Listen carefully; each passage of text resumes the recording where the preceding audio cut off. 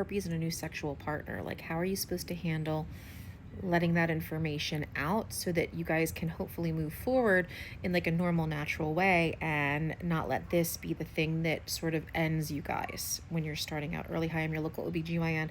I love women, and if you want more women's health information, follow here and let's learn together. So this is so psychologically impactful when we have a woman who has a history of herpes, and she didn't give it to herself, is the reality, but now she's stuck with it. And maybe you're dating and you want to start seeing new people, but you're like, how do I handle this? So number one, I think you need to understand sort of the natural progression of herpes, which is when you get herpes, type 1 is generally, not always, one really, really bad infection, and then very, very rarely a recurrence. Type 2 is one that can happen a little bit more in the recurrent phase, like you can see it come back, but you have a higher risk of asymptomatic transmission in the first year or so. Using antiviral medication like Valtrex or acyclovir daily, meaning prophylactically when you don't have an infection, can significantly reduce the recurrence of infections and the asymptomatic shedding for a partner.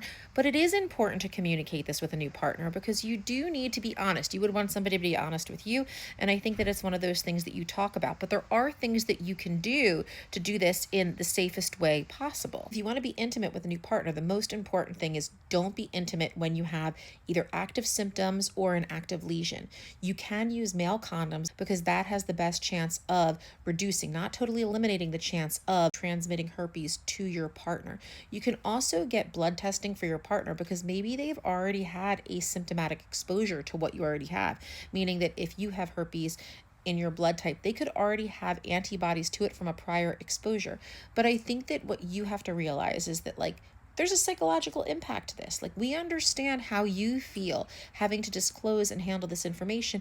And we also have to give a little bit of space and time to hopefully the person that you think is amazing and wonderful and that you want to be intimate with to absorb this information, take it on, and then communicate openly how you both feel committed to reducing the chance of transmission between the two of you. But herpes is not going to be a deadly sentence to either one of you.